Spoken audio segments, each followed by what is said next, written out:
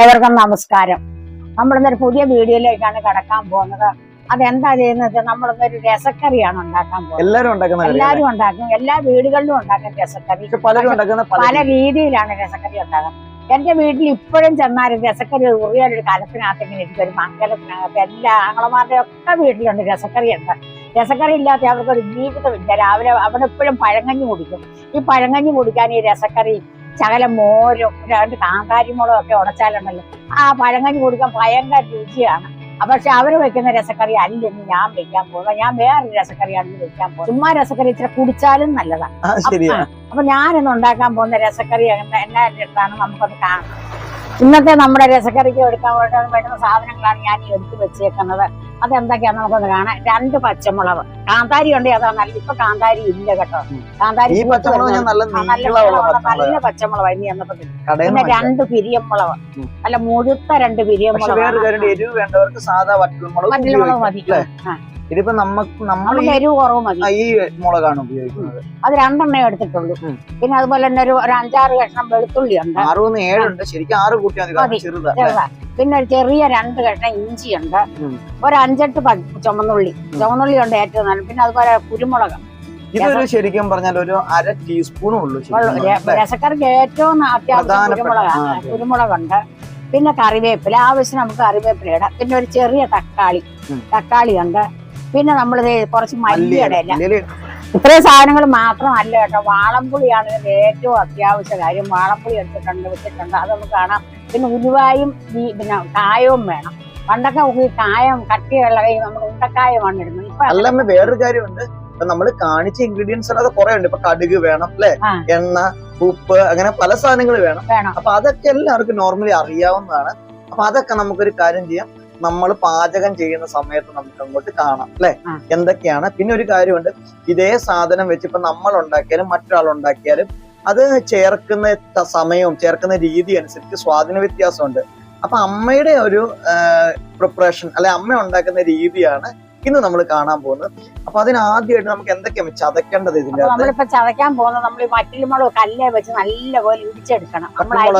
മാത്രം മതി ചതയ്ക്കണം. ചുമന്നുള്ളി ചതയ്ക്കണം, ഇഞ്ചി ചതയ്ക്കണം, വെളുത്തുള്ളി, പിന്നെ കുരുമുളക്. ഇത്രയും സാധനം നമ്മൾ ചതയ്ക്കണം. ഇത് നമ്മൾ ചതയ്ക്കത്തില്ല കേട്ടോ. പച്ചമുളക് നമ്മൾ കീറിയാണ് ഇടുന്നത്. അപ്പൊ ഇതെല്ലാം ചതച്ച് സെറ്റ് ചെയ്തതിനു ശേഷം നമുക്ക് പ്രിപ്പറേഷനിലേക്ക് കടക്കാം. നിങ്ങൾക്ക് ഈ വീഡിയോ ഇഷ്ടപ്പെടുവാണെങ്കിൽ നിങ്ങൾ ലൈക്കും കമന്റും ഒന്നും മറക്കരുത്. അതോടൊപ്പം തന്നെ നിങ്ങൾ ചാനൽ കാണുമ്പോൾ അമ്മയുടെ ചാനൽ നിങ്ങൾ സബ്സ്ക്രൈബ് ചെയ്തിട്ടില്ലെങ്കിൽ ദയവായി സബ്സ്ക്രൈബ് ചെയ്യണമെന്നും കൂടി പറഞ്ഞുകൊണ്ട് നമുക്ക് പെട്ടെന്ന് ഇതൊക്കെ ചതച്ച് സെറ്റ് ചെയ്ത് പ്രിപ്പറേഷനിലേക്ക് കടക്കാം.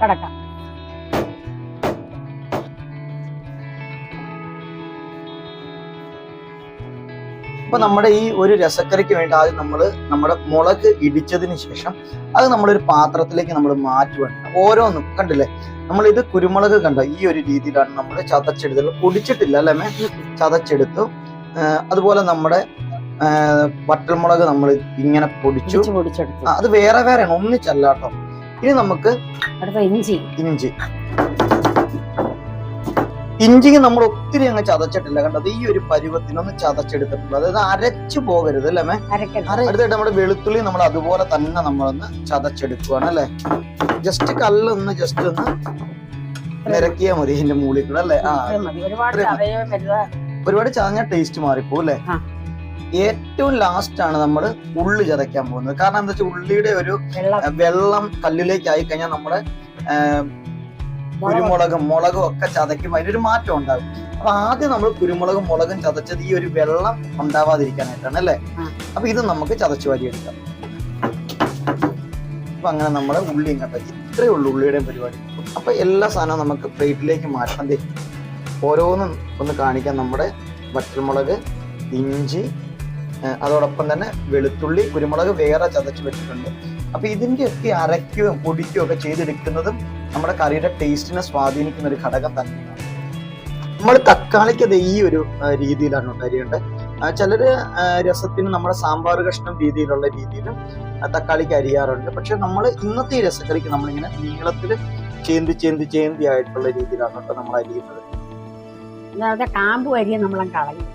കാമ്പ് എടുത്തിട്ടില്ല അല്ലെ. ഇത് കണ്ടില്ലേ, ഇത് ഇങ്ങനെ ഇതിന്റെ നടുക്ക് വരുന്ന അരി അമ്മ അധികം അങ്ങ് എടുത്തിട്ടില്ല. ബാക്കി ഭാഗമാണ് കേട്ടോ എടുത്തിട്ടുള്ളത്. മല്ലിയില നമ്മുടെ അരിഞ്ഞു വെച്ചിട്ടുണ്ട്. ഒപ്പം നമ്മളിത് ഇത്രയും പുളിയാണ് കേട്ടോ എടുത്തിട്ടുള്ളത്. നമ്മുടെ ഒരു ചെറുനാരങ്ങയുടെ അത്രയും പുളിയാണ് എടുത്തിട്ടുള്ളത്. ഈ പുളി നമുക്ക് വെള്ളത്തിൽ ഇട്ട് വെക്കണം അല്ലെ. എന്നിട്ട് ആ വെള്ളം പിഴിഞ്ഞാണ് നമ്മൾ രസത്തിന് വേണ്ടി ഉപയോഗിക്കുന്നത്. അപ്പൊ രസത്തിന്റെ ഒരു പ്രധാനപ്പെട്ട സംഭവം ഈ ഒരു പുളി തന്നെയാണ്, വാളംപുളി. തന്നെ നമ്മുടെ രസത്തിന് വേണ്ടി നമ്മൾ ഇങ്ങനെ വാളംപുളി നമ്മള് ഞെരടി പിഴിഞ്ഞിട്ട് നമ്മള് ആ ഒരു പുളി, ഇത് നമ്മൾ വാങ്ങിച്ച പുളിയാണ് കേട്ടോ. അപ്പൊ നമ്മൾ ഇടിച്ച പുളി അല്ല ഇത്. ഈ പ്രാവശ്യം നമ്മൾ പുളി ഇടിച്ചു വെച്ചിട്ടുണ്ടായിരുന്നു അല്ലെ. രസത്തിന് കുറെ പുളിവെള്ളം ആവശ്യമുണ്ട്. അതുകൊണ്ട് തന്നെ വീണ്ടും അതൊന്നരിച്ചു വീണ്ടും വെള്ളം ഒഴിച്ചിട്ട് നമ്മൾ വീണ്ടും ആ വെള്ളം തന്നെ വീണ്ടും അരിച്ചെടുക്കുകയാണ് അല്ലെ. അപ്പൊ നമുക്ക് നന്നായിട്ട് വെള്ളം വേണം, പുളിവെള്ളം വേണം. നമ്മുടെ ചാറ് എത്തോറാണോ വേണ്ട അതിനനുസരിച്ച് അല്ലേ. പിന്നെ പുളിയുടെ അളവൊക്കെ നമ്മൾ കൺട്രോൾ ചെയ്യണം, നമുക്ക് എന്തോരം പുളി വേണം എന്നുള്ളത്. പച്ചമുളക് നമ്മൾ ഇങ്ങനെ വട്ടത്തിൽ അങ്ങ് കീറിയിടുക ചെയ്യുന്നത്. ഇനി വേണമെങ്കിൽ നിങ്ങൾക്ക് ഇതിനെ ചേന്തി അത് ബെറ്റർ ആണ് അല്ലെ. അപ്പൊ ഇങ്ങനെ നമ്മൾ പച്ചമുളക് വെച്ചു. നമ്മുടെ പുളിവെള്ളം ഇങ്ങനെ നമ്മൾ ഇവിടെ എടുത്ത് വെച്ചിട്ടുണ്ട്. പക്ഷെ അത് കൂടാണ്ട് നമ്മൾ കുറച്ച് വെള്ളവും കൂടെ നമ്മളിവിടെ വെച്ചിട്ടുണ്ട് കേട്ടോ. കാരണം രസത്തിന് വേണമെങ്കിൽ വെള്ളം വീണ്ടും ചേർക്കാൻ വേണ്ടിയിട്ട് നമ്മളൊരു മൺകലമാണ് ഇവിടെ എടുത്ത് വെച്ചിട്ടുള്ളത്. അതിലേക്ക് നമ്മൾ ഒരു 2 ടേബിൾ സ്പൂൺ എണ്ണ ഒഴിച്ചു, വെളിച്ചെണ്ണയാണ് ഒഴിച്ചത്. ഒപ്പം നമ്മൾ കടുകിട്ടു, കടുക് പൊട്ടിയിട്ടുണ്ട്.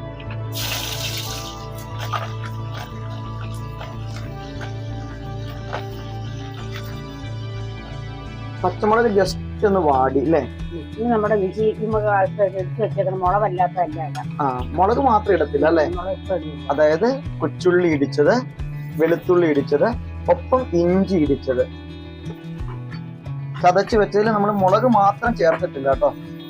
ബാക്കി എല്ലാ സാധനവും നമ്മൾ ഇട്ടിട്ട് നന്നായിട്ടൊന്ന് വഴറ്റിയെടുക്കുവാണെങ്കിൽ രസം എന്ന് പറഞ്ഞാൽ വളരെ ഈസി ആയിട്ടുള്ള ഒരു കറിയാണ്. ഒന്നും വീട്ടിലില്ലാത്തപ്പോഴും ഉണ്ടാക്കാൻ പറ്റുന്ന ഒരു കറിയാണ് രസം അല്ലെ. എന്നാ രസം എല്ലാം വേണം താനും. ശരി, നമ്മൾ ഈ മുളക് 3 മുളകോടുണ്ട്. ഇത് നമ്മുടെ സാധാ വറ്റൽ മുളകാണ് കേട്ടോ. കണ്ടില്ലേ, സാധാ ഇടിച്ചതല്ല. അതുകൂടെ അങ്ങിടാം. ഒരു 3 വറ്റൽമുളക് നടുവേ മുറിച്ചതും കൂടെ നമ്മൾ ഇടിച്ചു വെച്ച മുളക് ഇട്ടിട്ടില്ല. ഇല്ല, ഇടിച്ചു വെച്ച മുളക് ഇപ്പൊ ഇടാത്ത എന്താ വെച്ചാൽ അത് ഇടിച്ചതായതുകൊണ്ട് തന്നെ പെട്ടെന്ന് അത് തന്നെ മൂത്ത്. അപ്പൊ നമ്മുടെ ഉള്ളിയൊന്നും ഇതുവരെ മൂത്തിട്ടില്ല, നന്നായിട്ടൊന്ന് മൂത്ത് വരട്ടെ. അത് ആ മൂക്കുന്നതനുസരിച്ചാണ് നമ്മുടെ കറിയുടെ ടേസ്റ്റ് വരുന്നത്. ജസ്റ്റ് വാടിയതാണെങ്കിൽ അത്ര ടേസ്റ്റ് ഉണ്ടാകത്തില്ല. നന്നായിട്ട് മൂക്കണം. കറിവേപ്പിലയൊക്കെ രസത്തിന് നന്നായിട്ട് ഇടും അല്ലെ. ഒന്ന് പയ്യെ ഒന്ന് ഞെവിടിയിട്ടുണ്ട് കേട്ടോ അമ്മ അത് കറിവേപ്പില. നമുക്ക് ഇടിച്ചു വെച്ചേക്കുന്ന ഇപ്പൊ നമ്മുടെ ഇത് ഏകദേശം നന്നായിട്ട് മൂത്തില്ല. പക്ഷെ ഇനി മുളക് കൂടെ വരുമ്പോ കറക്റ്റ് മൂപ്പലാവും അല്ലെ. മൂപ്പൽ എന്നൊക്കെയുള്ള വാക്കൊക്കെ ഞാൻ പറയുന്നത്. മൂക്കുന്ന വാസന വന്നിട്ടുണ്ട്. അപ്പൊ നമ്മുടെ രസത്തിന്റെ പ്രിപ്പറേഷന്റെ പ്രധാനപ്പെട്ട ഒരു ഭാഗമാണിത്, കുരുമുളക്.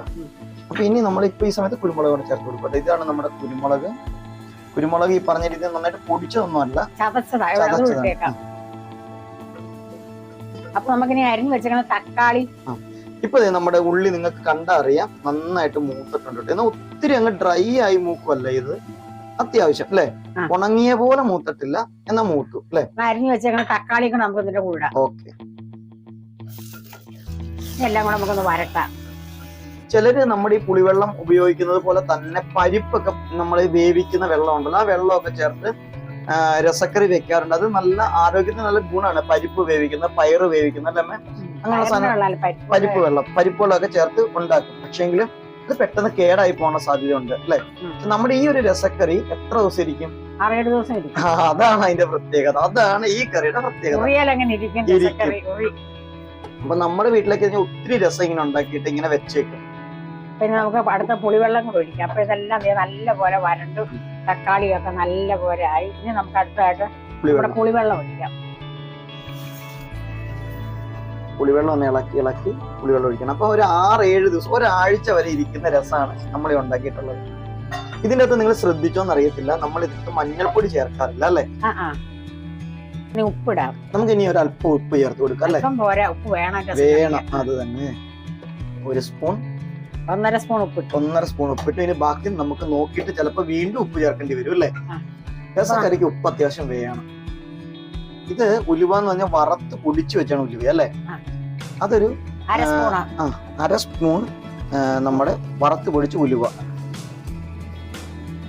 ഇനി നമ്മൾ ചേർക്കാൻ പോകുന്നത് ഇതിന്റെ പ്രധാനപ്പെട്ട ഇൻഗ്രീഡിയന്റ് ആയിട്ടുള്ള കായപ്പൊടിയാണ്. ഇതൊരു 3/4 ടീസ്പൂൺ ഉണ്ട് കായപ്പൊടി. ഇതും ഈ പറഞ്ഞ രീതിയിൽ നിങ്ങളുടെ കായത്തിന്റെ ഒക്കെ ഫ്ലേവർ അനുസരിച്ച് നിങ്ങൾക്ക് കൂട്ടിയും കുറച്ചും ഒക്കെ ചേർക്കാം അല്ലെ? എങ്ങനെയുണ്ട് കറി? അടിപൊളി കറി, അടിപൊളി. എന്തായാലും ഇതൊരു ഒരാഴ്ച നമുക്ക് ഈസി ആയിട്ട് വെച്ചിരുന്ന് കൂട്ടാം. ഇത് കുറച്ചേ ഉള്ളൂ. ഇതിപ്പോ ഒരാഴ്ച വെക്കാനുള്ള എല്ലാ ഇൻഗ്രീഡിയന്റും ചേർത്ത്, പക്ഷെ നമ്മള് മല്ലിയില മാത്രം ചേർത്തിട്ടില്ല, ബാക്കി എല്ലാം ചേർത്തിട്ട് നമ്മൾ രസം ഇങ്ങനെ തിളപ്പിക്കാൻ വെച്ചിരിക്കുകയാണ്. അപ്പൊ നന്നായിട്ട് ഇനി ഇത് തിളക്കട്ടെ. നമ്മൾ ഹോട്ടലിൽ നിന്നൊന്നും കഴിക്കുന്ന രസക്കറി പോലത്തെ ഒരു ടേസ്റ്റ് അല്ല ഈ ഒരു രസക്കറിക്ക്. തിളച്ചു എന്ന് വിചാരിച്ച അപ്പൊ തന്നെ ഓഫ് ചെയ്യില്ല. രസക്കറിയുടെ ഒരു ടേസ്റ്റ് എന്ന് പറഞ്ഞാൽ ഇത് തിളച്ച് ഇതിന്റെ അകത്ത് നമ്മൾ ഇട്ട സാധനങ്ങളുടെ എല്ലാ എസൻസ് വെന്തിറങ്ങണം. അപ്പൊ അതുകൊണ്ട് തന്നെ ഒരു 5 മിനിറ്റോളം നമ്മൾ നന്നായിട്ട് ഈ രസക്കറി തിളപ്പിക്കും. അപ്പൊ അത് ഒരു 5 മിനിറ്റ് നമുക്ക് തിളപ്പിക്കാം. അതിനുശേഷം നമുക്ക് ഇത് അടുപ്പിൽ നിന്ന് മാറ്റാം. അപ്പൊ അങ്ങനെ ഒരു 5 മിനിറ്റോളം നമ്മുടെ രസക്കറി ഇപ്പൊ തിളച്ചിട്ടുണ്ട്. ഇനി നമ്മൾ ചേർക്കാൻ പോകുന്നത് അരിഞ്ഞു വെച്ചേക്കുന്ന മല്ലിയിലയും കൂടെ നമുക്ക് ഇതിനകത്ത് ഇട്ട് കൊടുക്കണം. മല്ലിയില ഇട്ടിട്ട് നമ്മൾ തിളപ്പിക്കേണ്ട ആവശ്യമില്ല. നമുക്ക് തീ ഓഫ് ചെയ്യാം, അല്ലെങ്കിൽ നമുക്ക് അടുപ്പിൽ നിന്ന് കറി ഒന്ന് ഇറക്കി വെക്കാം. നല്ല രസകരമായ രസക്കറി റെഡി ആയിട്ടുണ്ട്. നല്ല കാണുമ്പോൾ തന്നെ നമുക്കറിയാം നല്ല ഒന്നാമതരം രസക്കറിയാണ്. അപ്പൊ നിങ്ങൾക്ക് എല്ലാവർക്കും ഈ രസക്കറി ഇഷ്ടപ്പെടും. അപ്പൊ ഇനി നമുക്ക് വേറെ രീതിയിലൊരു രസക്കറി ഇനി അടുത്ത പ്രാവശ്യം നമുക്ക് ഉണ്ടാക്കാം. അപ്പൊ ഈ രസക്കറി നിങ്ങൾക്ക് എല്ലാവർക്കും ഇഷ്ടപ്പെട്ട് കാണുമെന്ന് ഒരാഴ്ച ഇരിക്കും ഈ രസക്കറി. നമ്മളിതെല്ലാം വരട്ടിയൊക്കെ ഇട്ട് നല്ല നല്ല കാണുമ്പോ തന്നെ ഫ്രിഡ്ജിലൊന്നും വെക്കാണ്ട് തന്നെ ഇരുന്നോളൂ. രസക്കറി ഫ്രിഡ്ജ് വെക്കേണ്ട ആവശ്യമില്ല.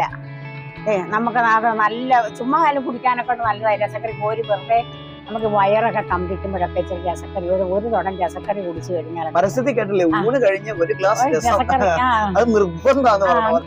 അപ്പൊ നിങ്ങളും ഇതുപോലെ രസക്കറി ഉണ്ടാക്കി കൂട്ടണം കേട്ടോ. അപ്പൊ എന്റെ രസക്കറി നിങ്ങൾക്ക് ഇഷ്ടപ്പെട്ട് കാണുമെന്ന് ഞാൻ വിശ്വസിക്കുന്നുണ്ട്. അടുത്തൊരു വീഡിയോ ആയി വരുന്നവരെ നിങ്ങൾക്ക് എല്ലാവർക്കും എന്റെ നന്ദി, നമസ്കാരം. പിന്നെ ഒരു കാര്യം കൂടെ പറയട്ടെ, ലൈക്കും കമന്റും നിങ്ങൾ ഒരിക്കലും മറക്കരുത്. എന്റെ രസക്കറി സബ്സ്ക്രൈബ് ചെയ്തിട്ടില്ലേ, സബ്സ്ക്രൈബ് വേണം. പിന്നെ എന്റെ രസക്കറിയുടെ കാര്യം നിങ്ങൾ ഒരിക്കലും മറക്കരുത്. നിങ്ങൾ ഇതുപോലെ രസക്കറി വെക്കണം. നമ്മൾ വലിയ സാമ്പാറോ അല്ലെങ്കിൽ വേറെ കറി വെക്കുന്നവരൊന്നും അല്ല. നമ്മുടെ രസക്കറി നമ്മുടെ വയറിന് നല്ലതാണ്. എല്ലാരും വെക്കുമെന്ന് എനിക്കറിയാം. എന്നാലും ഒന്നുകൂടെ നിങ്ങൾ ഇതുപോലെ രസക്കറി വെക്കണം.